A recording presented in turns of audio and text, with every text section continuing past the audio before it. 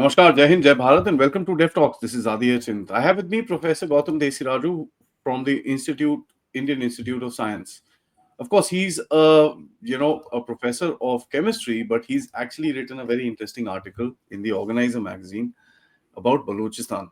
And when I read that, it seemed very interesting. So I thought, let me just call him for a small conversation on what he has said about Balochistan. What he says is that here is a nation being born.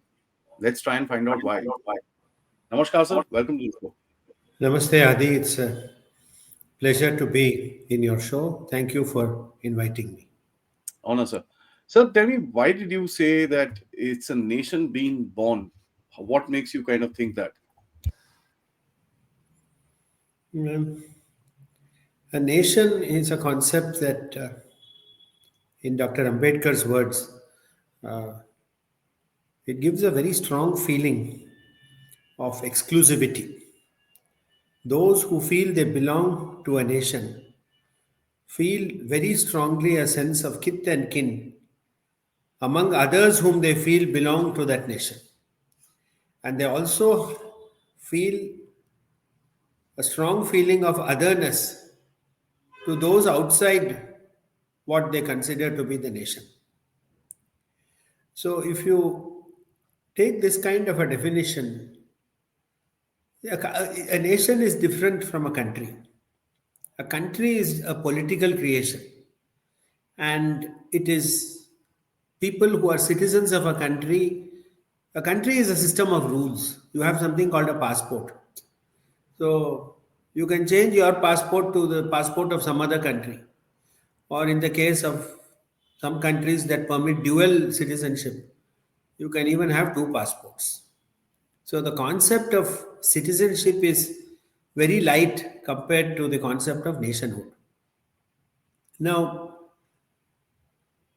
if countries are run by politicians, nations are defined by the people.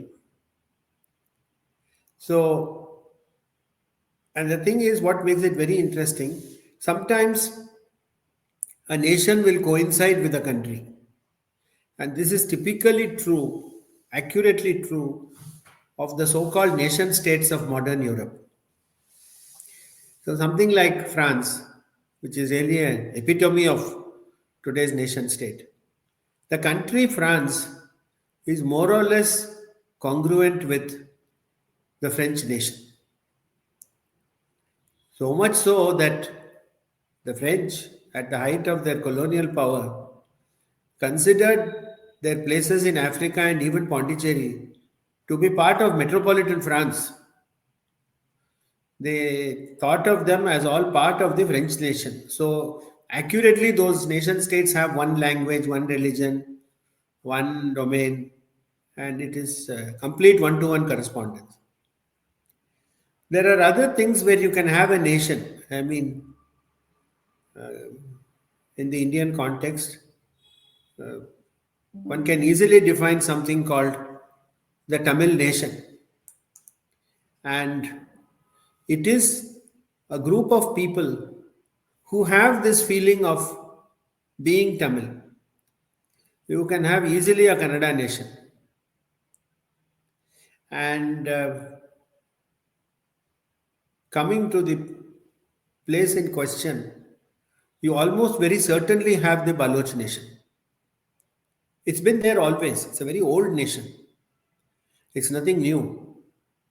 Part of the problem in today's Balochistan is that this nation, some of these nations, I said, nation always doesn't mean country. So you will not have a Tamil country or a Kannada country. But for as long as anyone can remember after 1947, the Baloch people have wanted a country. They said our national aspirations need to be graced by the international community with the epithet of country. So give us that last official recognition of country, passport, blah, blah, blah, whatever it is. And if you look at this is a textbook example because Baloch people, as I have said in my article in Organizer, they live not only in the Pakistani province that bears that name, but actually more of them live in the eastern portions of Iran areas and enclaves within Khyber Pakhtunkhwa, also small groups in southwestern most extremities of Punjab, places like Zob and all that, and enclaves and bits of Sindh. I mean, there are lots of these Baloch people living in Karachi proper, and these numbers are all much more than the 10 million or so, 8 9 million. I don't know the exact population of Balochistan, but it is somewhere near 1 crore. So actually, the number who live in the Pakistani province of Balochistan is smaller. So this then is the Baloch nation, the map of which I have put in the organizer article. So it is this domain that now wants a firmer identity as a proper nation state. It's not that nation states don't exist today. They are existing in different forms, and possibly in the course of this discussion, you may want to bring up how this nation state idea itself has come down to us from 1648. So, but today Balochistan wants to be a proper small nation state, let us say friendly towards Bharat and in the periphery of Bharat, which again is a characteristic of the relationship between today's big empires and small nation states at the periphery. I'm using the word empire deliberately because I know we'll have to get into that sooner or later. So this is roughly the problem stated. The problem stated is that Balochistan is a nation in the making. And what we are seeing now are the external manifestations of this. So you have a disease and you have the symptoms, no? All this train crash and Zafar Express and all, they are all the external symptoms. So taking a crocin for a light fever, that is not the solution. In fact, if you take those crocins, you do autoimmune suppress, and it's actually not so good for your fever, but that's another matter. So this is what has really happened, Adi. And I think it is in this background that I wanted to write this article. Interestingly, there's also one other very big discussion which is coming out because, nationhood for a country, right? Like Balochistan, which has a huge history, it has the geography, it has the, um, it has a certain population. It doesn't have the population that it probably needs for that nation to exist. But when you see that entire thing, the concept of the nation state, as you were saying, sir, it actually meets all the criterias. So, there is no need, or there is no stopping it. There is no argument against it. It meets all the criterias. Uh, and there is an independent history of that place as well. So it's not that it was part of something here, there, and this and that. So how would you kind of look at, with the broader concept or formalized concept of a nation? How would you advise them to kind of go forward, sir? See, here, I would, we need to go back to history because to use the cliche, it repeats itself. And if you read this book, Fourth Turning and all nowadays, you see that these big cyclical things happen in history. So, to very briefly recapitulate, the maturation of this nation state idea started in 1648, of course, as we all know, in the end of the 30-Year War and the Treaty of Westphalia. The origin of this first idea of nation state happened because of religious reasons. Catholic Austria was trying to dominate its Protestant domains in Germany. And it was using the papacy to enforce a kind of regime on people who were on the opposite side for religious reasons. Don't forget that Martin Luther and the Reformation had just started. In those days, the Vatican was very powerful and it used to choose every opportunity to interfere in the affairs of European states. So you had on the one hand Austria, Spain, and France, which played a very equivocal role with Cardinal Richelieu, not showing very clearly, very super diplomat, not showing clearly which side he was on. And then on the other hand, the Protestant side, Switzerland, Sweden, and some of the smaller German principalities. Now, in this war, the Catholic Austrian Empire could not impose its will. And the result was that the most important thing of the 30 Years' War is that they decided that the religion of a state is equal to the religion of the person who rules that state. And with this, the power of the papacy greatly came down. And very importantly, because they didn't have to worry about other countries interfering with them, the big countries in those days, Spain, Portugal, Austria, whatever it is, Holland, they could start thinking about international relations, building ships, going outside their country, developing their colonial empires, science and technology, Copernicus, Tycho Brahe, and then eventually, of course, Galileo. And the conflict between Galileo and the state again brought back all these things back again. So suddenly, a continent which didn't know anything about science and technology started knowing a lot about it in a very short period of time. And gradually, with this, they got economic money power. And once you have money power, then you can exercise political power, which is what they started doing. So you had first the Dutch Empire, then the Spanish, then the French, and finally, of course, the greatest of them all, the British Empire. Now, that was the first phase of nation state. You can't still call it a nation state, but they are big countries with clear identities, independent of the other countries. Independent of the other countries, that's important. Then what happened? The next big player in this was Metternich. Because Napoleon had tried to push this idea back to the old idea of a huge French empire all over Europe. Napoleon in that sense was an earlier generation Hitler. And when he took over the kingdom of Italy, Naples and all that, he was really thinking about an extended France, which was much bigger than the idea of the French nation state. Even Louis XIV didn't try that. So, although he had some excursions in Holland and all that, but it was not like what Napoleon was trying. So, what Metternich wanted to do was, Metternich, basically Aadi, played for time. He allowed these powerful countries like Britain, Prussia, Germany, Spain, Austria mostly, because he was an Austrian himself, to maintain a sort of status quo while creating some small artificial countries like Belgium and stuff like that.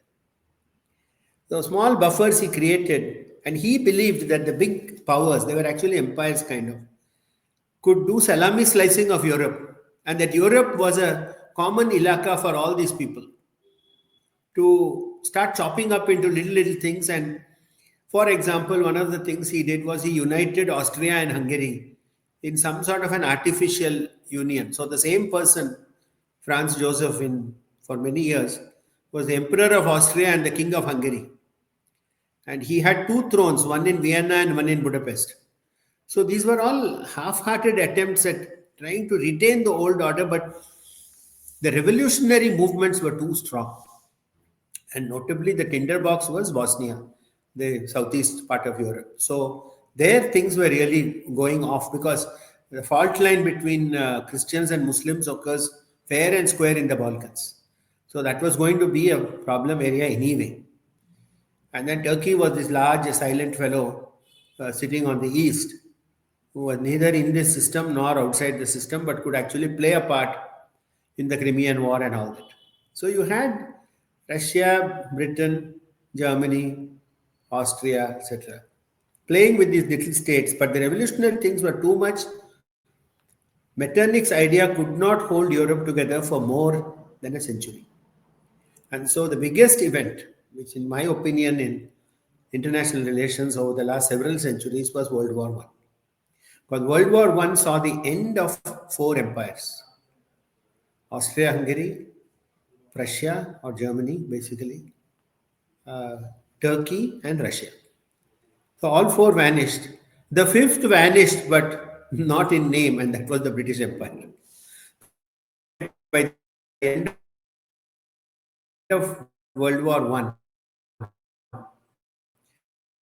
Britain was actually of it.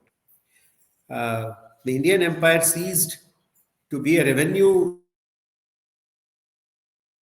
So effectively, what happened was that these empires collapsed finally. And then there was a whole welter of nation states. Call it Czechoslovakia, call it Yugoslavia, and call it the New Italy, because they had to cut up the Habsburg Empire. Poland got a new beginning after being after having disappeared from the map for 200 years. Poland actually disappeared. So heavy was the influence of Metternich and pre-Metternich that Austria, Russia, and Prussia could actually divide. There was no Poland for 200 years. Poland came back. So lots of little countries came back after World War One, and that is the nation state as we know it today. So in this context, we go to West Asia, and after World War One, the Ottoman Empire was divided using those old Metternich methods, drawing straight lines. Iraq is a totally artificial creation, as is Syria, as is Jordan. Israel was a kind of a troublesome case, which they somehow settled in their usual way of not of creating more problems, which have still not gone. And the Baloch and the Kurdish people. This was the extremity of the Indian Empire of the Brits, and they didn't want any trouble from these guys. So many of their actions were taken with the idea of preventing trouble from these Baloch, because these are all organic nation states that these people wanted. Iran is an organic nation state. Iraq is not. So there is the big difference here. And so actually what happened was this is something that has been coming for some time. It is just that the existing world order was too strong. And after World War II, of course, the Americans the Yanks took over what the Brits had started. And they put the Bretton Woods Agreement and blah, blah, blah, all these things, the economic control. Basically, America said, I'll finance the whole world if you listen to me. That is excluding the Soviet Union and the communist countries. So now they have found, which I have written in my article, that they can't afford to finance the whole world. So, I mean, otherwise, what is the point? You are giving subsidies to Europe to buy back things from Europe at inflated prices so that the European job market doesn't collapse. At the cost of, in the beginning, it was okay for America, but now it has come at the cost of the American taxpayer and the fellow in America who's not getting jobs. So, in a way, Trump has been the catalyst. Biden himself was doing many of these things that Trump is doing in a more blatant way today, if you ask me. And so the Baloch people who are always restive, they also find themselves as part of an artificial nation state. Among all these nation states, we have this Pakistan, which is a totally artificial creation. It's nothing. Pakistan actually is nothing. It was created because Churchill pragmatically realized that he could not control the whole of undivided India. And he said, we can be able to control a part of the country. And even there, my thesis is, he didn't even want all of present-day Pakistan. He wanted only Khyber Pakhtunkhwa. And even within Khyber Pakhtunkhwa, I'll tell you, he only wanted Chitral, Gilgit-Baltistan, that area, because that is what was going to give him access to Central Asia and spy on the Soviets in the NATO era. There was also the question of transferring uranium from Tibet to Kazakhstan. The Russians were using that route, and Churchill wanted to block that route. So, if you were to ask me, this whole junk of partition was just riding on the tail of Chitral and Gilgit. He only wanted Gilgit. And so then he said, okay, finally, if we get a warm water port in Karachi, okay, we'll take that also. But so it's actually a nothing country. So you can call it an artificial nation state. So obviously, before Balochistan, Pakistan must collapse because the nation state idea itself has gone. And the fact that it has gone is indicated by the fact that both America and China, in their own ways, have more than indicated that they are not interested in financing Pakistan beyond a point anymore. It serves no earthly purpose for either of them. And therefore, Trump said, Bangladesh is your backyard. Bangladesh, Pakistan, Myanmar, Bhutan, Nepal, whatever it is, all these are now have become our backyards. In this context, our good relations with the Baloch people throughout, mostly covert, of course, now stand both Balochistan and India in very good state. Because we have a bulwark against West Asia. And we come to the question of empire and the new Indian empire. Now, the new Indian empire, according to my article, is everything from Kandahar to Mandalay, maybe even beyond up to Bali, Indonesia also, and then from the ocean to the Pamir Mountains. So, all this is the extended domain of the Indian empire. It's not a country, but it has now become from a nation. I use the word civilization. It has become a civilizational idea. So, country is run by politicians, nation is defined by people, civilization is created only by nature. It was something that was always there. Sumeru Madhya Sringasta Shriman Nagaranayika. That is how Lalita Tripura Sundari is described in her 1,000 names. She is the person who sits in that Pamir knot, worshipped by Shiva, Vishnu, and Brahma. So that Pamir knot is actually the nucleus of the world. 80% of the world's population gets its water from rivers that start there. Himalayas, Hindu Kush, Pamirs, all the mountain ranges meet over there. So that is going to become the new fulcrum. And in that context of Bharatvarsha, any big empire needs buffers. Why did the British create Afghanistan also? They wanted a buffer between them and the Russians. Why did they create Laos, Vietnam and all? They wanted a buffer between them and the French. Yeah. So big empires want little countries. They are called buffer regions. And that's the other thing. The rules-based order and the sharp boundaries. They are very sharp boundaries. Radcliffe Line, you go to Attari, and then you cross 2 centimeters, you are in Vaga, which is in another country. But a nation-state boundary is not like that. A nation-state boundary can be as much as 10 kilometers, it can be as much as 200 kilometers also. And the nomadic people of all these areas, whether they be Baloch, Pashtun, Kyrgyz, Tajik, whatever it is, they don't know what is a passport, what is a visa, but they know trade and commerce. From Istanbul to China, they used to cross all these roads very nicely. They knew exactly what to go, what to sell, where. And the whole thing was based on commerce, trade, and free movement. No, not the political boundaries of the nation state type. So, in such a scenario, I would say that a loosely defined country called Balochistan, even that with some peripheral areas, because one of the obvious stumbling blocks for this would be Iran, because it's got a large Baloch population, but even beyond a certain point of time, Iran itself being civilizational, I think it will begin to see that this is the natural order of things. So, coming back to your earlier question, I think this is a natural progression of events. So, we must look at the little things and all that are happening. I am not surprised that the Baloch and the Pashtuns have gotten together in certain areas, because they share common aspirations. They want, KPK also wants a separate nation for themselves. Pashtunistan they want. And that would include even areas up to Peshawar and all that. So again, showing the complete artificiality of Pakistan. And the sum and substance of my article is that this is something that is happening naturally. India has prepared itself for this eventuality. Although I guess nobody in Delhi or Washington or any place could have imagined that these changes will happen so fast. Because Trump 2.0 is very different from Trump 1.0. Nobody could have imagined that he would start all these things. And while we can have any number of arguments as to whether he's right or wrong, or whether he's too fast or not fast enough, the fact remains that what he has done, and talk as a chemist, these are all irreversible reactions. You can't go back now. And I think it's in that context that we should look at Balochistan, and which is why I wrote what I did at that time. So I hope that you got a feeling as nation, how this nation, Baloch nation is now being created. We are, to use, I think, Dean Acheson, we are present at the creation. That's what he said about America. Present at the creation or present at the recreation, something he said in the post World War II. A new creation is happening in our area. And I think these are developments that can only be good for Bharat. They cannot be bad for us.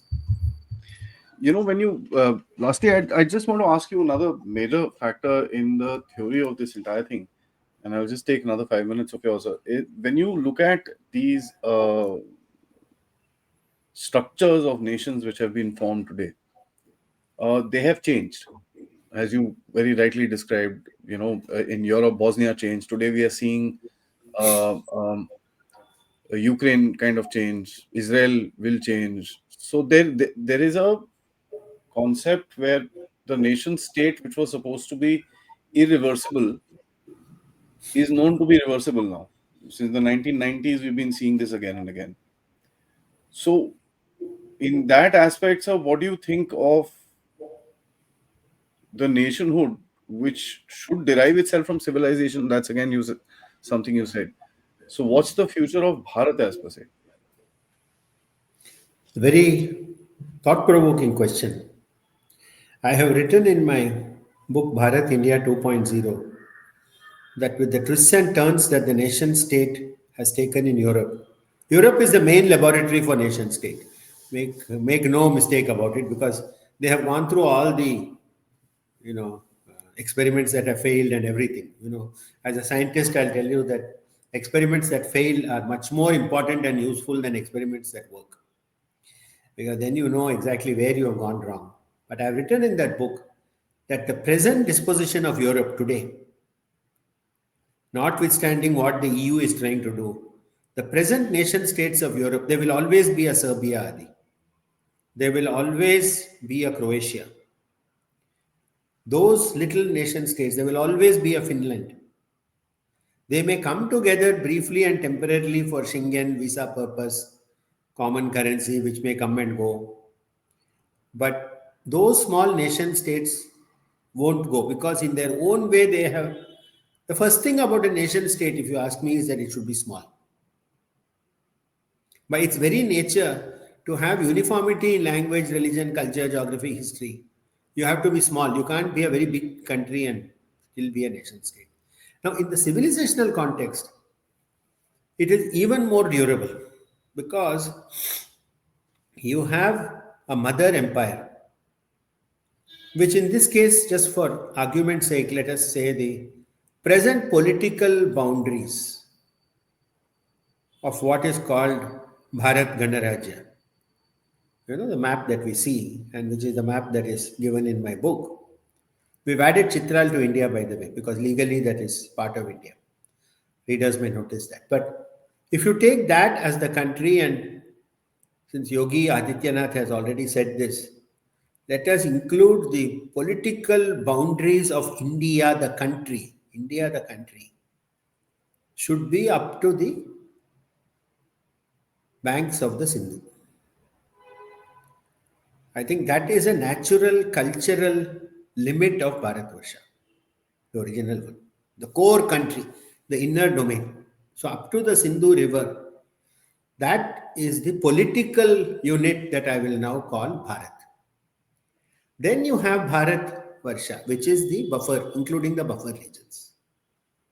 In these buffer regions, one of the things would be Balochistan. Clearly, you will have KPK, you will have Sindhu Desh, you will have, today we have discussions, Nepal, Bhutan, the new Chin state, all these bits of Bangladesh that remain after we define off a little rump around Dhaka and Barisal and all those. That's the only swamp that is left in the middle. So we can't do anything with that swamp.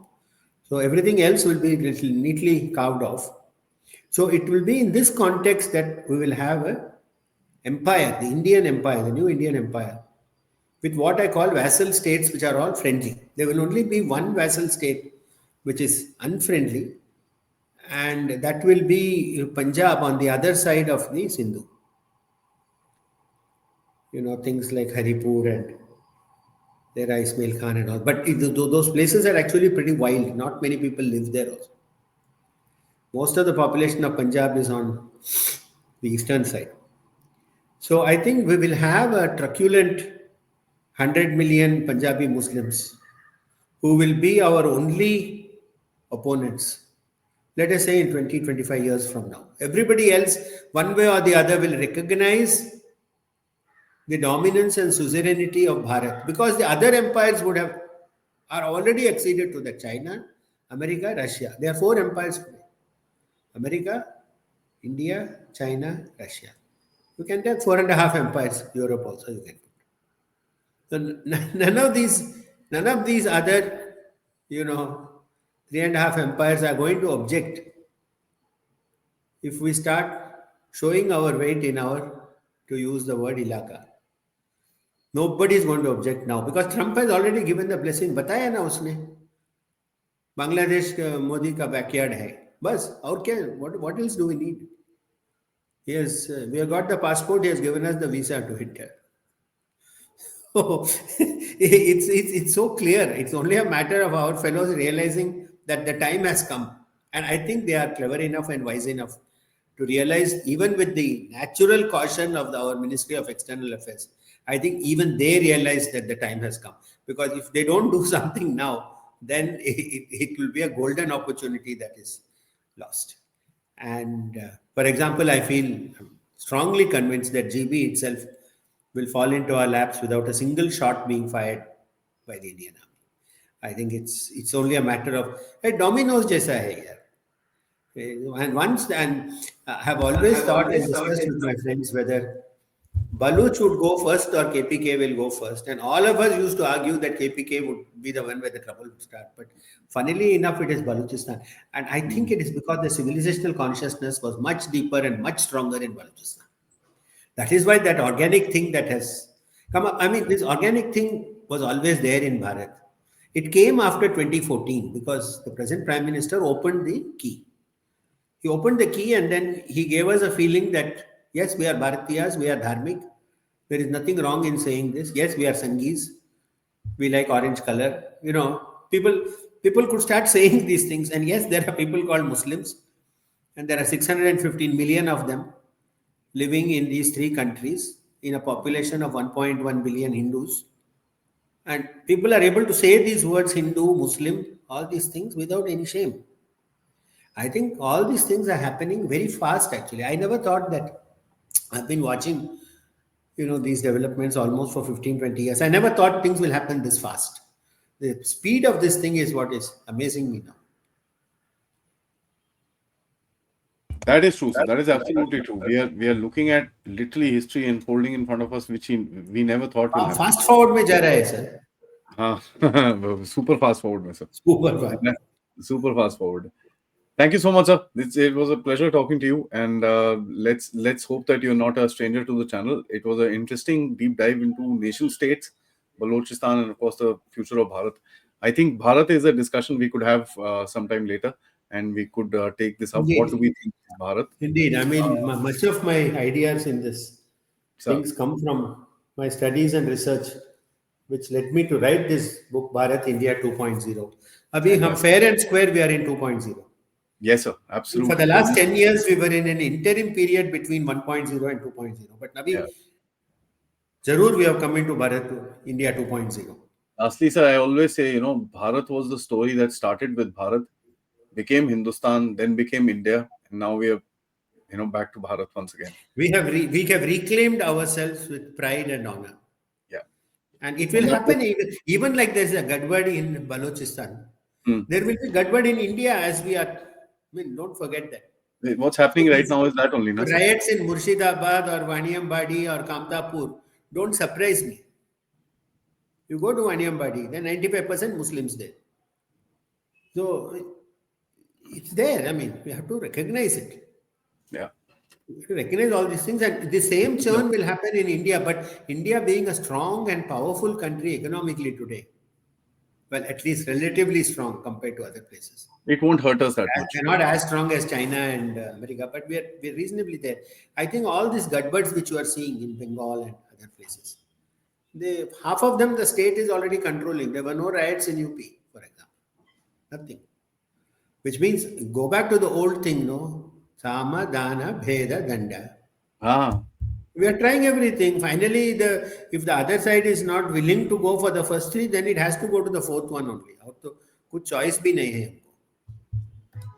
And at that is that point, there is no point saying nuanced approach of the External Affairs Ministry or nuanced approach of the Home Ministry. I hate this word nuanced. We have gone after, we've outlived this word nuance in India. hmm. And I think to some extent there must be a movement forward because not only because it is strategically correct, but the people of India want it.